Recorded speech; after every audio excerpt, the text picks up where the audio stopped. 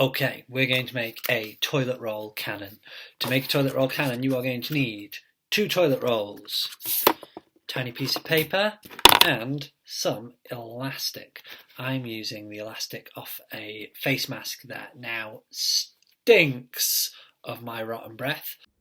So, tube number 1, you are going to squash and fold in half.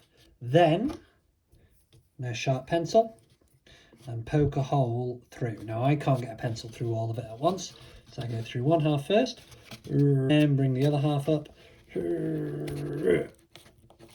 There. Okay.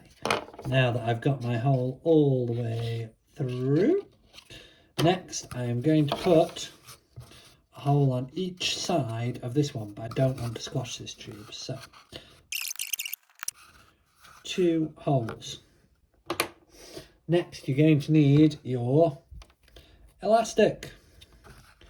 Pop the elastic through one of these holes, tie it on here, et voila. Then slide your folded tube into that tube with your holes at the bottom of this one. Now you're going to tuck your elastic through both of those holes, and then tuck it through the hole at the other side. Tie it on at that side, et voila. Now, that piece of paper. This is just a handle for your launcher.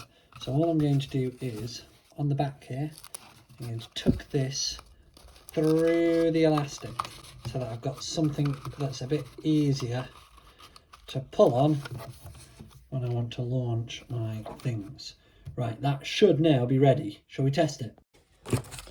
So, we tried with the tab.